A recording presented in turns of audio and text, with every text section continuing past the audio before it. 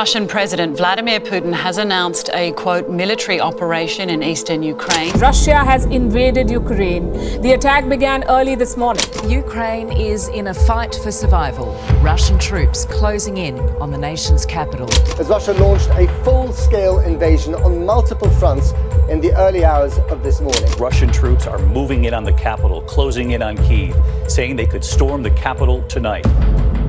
इस वक्त जब आप ये वीडियो देख रहे हैं, रशिया और यूक्रेन की लड़ाई चल रही है और यूक्रेन लड़ाई के साथ साथ अपने ट्विटर हैंडल को बहुत ही अच्छे तरीके से मैनेज कर रहा है और दुनिया को अपडेट कर रहा है कि यूक्रेन में एक्चुअली चल क्या रहा है, रशियन ट्रूप्स कहाँ तक पहुँचे हैं, यूक्रेन ने रशिया के कितने ट्रूप्स मार दिए हैं, कितने सोल्जर्स मार दिए हैं, रशिया का कितना नुकसान हुआ है, यूक्रेन का कितना नुकसान हुआ है।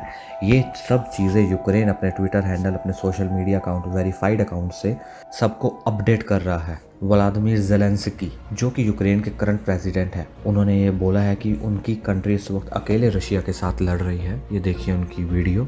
Наодинці, як і вчора, найпотужніші сили світу спостерігають здалеку. Чи переконали Росію вчорашні санкції? Ми чуємо у своєму небі і бачимо на своїй землі, що цього недостатньо. Уважаемые граждане Российской Федерации, как я уже и сказал, сегодня ночью начали бомбить жилые кварталы города-героя Киев. Это все напоминает 1941 год. Всем гражданам Российской Федерации, которые выходят на протесты, хочу сказать, мы вас видим. Это значит, что вы нас услышали. Это значит, вы нам начинаете верить. Боритесь за нас, боритесь против. Really it's sad. सच में आंखें नम हो गई उनकी बातें सुनकर। और सबसे अच्छी बात यह है कि उनको पता है कि वो हारेंगे, लेकिन फिर भी वो देश छोड़कर भागे नहीं हैं। As like Ashraf Ghani of Afghanistan president, Vladimir Zelenskyy and there people all are there in Ukraine and fighting with Russian troops.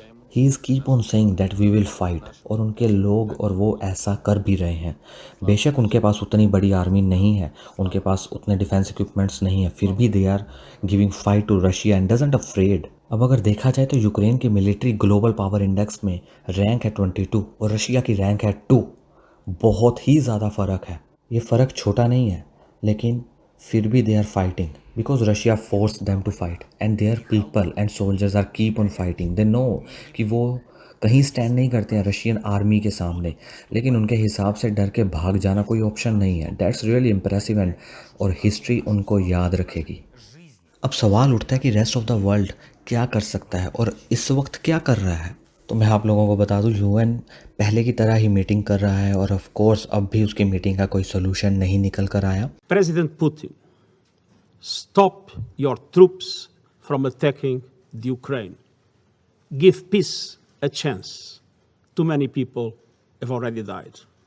Thank you, Mr. President. UN security council में 25 फरवरी को एक मीटिंग हुई जिसमें प्राइमरली यूएस एक ड्राफ्ट रेजोल्यूशन लेकर आया और वो अगर पास हो जाए तो रशिया पर बहुत ही बड़े यूएन सिक्योरिटी काउंसिल के सैंक्शंस लगेंगे।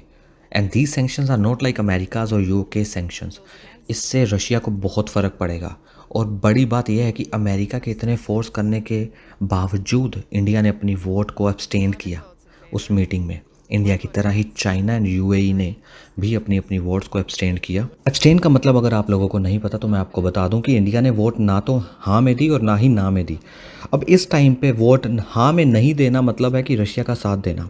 ओके, तो अब मेन सवाल ये है कि उस ड्राफ्ट का बना क्या जो 25 फरवरी को यूएन में यूएसए लेकर आया था। रशिया ने अपना एज अ परमानेंट मेंबर अपना वीटो पावर यूज़ किया और उस ड्राफ्ट को डिस्कस ही नहीं होने दिया पूरे यूएन में। मतलब इसकी कोई डिस्कशन नहीं होगी यूएन सिक्योरिटी काउंसिल में। अब सब लोग ये सोच रहे हैं कि इंडिया ने ऐसा किया क्यों। इंडिया रीज़न तो कुछ और दे रहा है, लेकिन इसके पीछे के रीजंस कुछ और हैं। हमारा जो रशिया के साथ एक बॉन्ड है वो इसका सबसे बड़ा रीज़न है, क्योंकि 1971 की वॉर अगर याद करें, जहाँ पर इंडिया पाकिस्तान की लड़ाई हुई थी और पाकिस्तान का विभाजन हो गया था, तब भी यूएसए ऐसा ही एक ड्राफ्ट यूएन सिक्योरिटी काउंसिल में लेकर आया था जो अगर पास हो जाता तो शायद आज बांग्लादेश बनता ही ना और पाकिस्तान का विभाजन नहीं होता और पाकिस्तान सरेंडर नहीं करता। लेकिन तब भी रशिया ने, जो उस टाइम पर यूएसएसआर था, उसने इंडिया का साथ दिया और अपनी वीटो पावर यूज कर उस ड्राफ्ट को डिस्कस ही नहीं होने दिया था यूनाइटेड नेशन सिक्योरिटी काउंसिल में। तो आप लोग अगर देखें तो इंडिया और रशिया का पर्सपेक्टिव सेम है तब और अब। इंडिया जानता है कि रशिया इस वक्त किन हालातों से गुजर रहा है और रशिया के साथ हमारे पुराने टाइज़ हैं। रशिया ने हमेशा कश्मीर के इशू में इंडिया का साथ दिया है अगेंस्ट पाकिस्तान, अगेंस्ट चाइना, और अभी तक रशिया हमेशा यूएन में इंडिया का साथ देता आया है। अब आप लोग ये सोच रहे होंगे कि आगे होगा क्या? क्या पुतिन इसको रशिया में मिला लेंगे? क्या यूक्रेन अब से रशिया का पार्ट माना जाएगा? तो इसका जवाब है कि पुतिन चाहते हैं तख्ता पलट सिर्फ, और वो डीमिलिटराइज करना चाहते हैं यूक्रेन की सरकार को।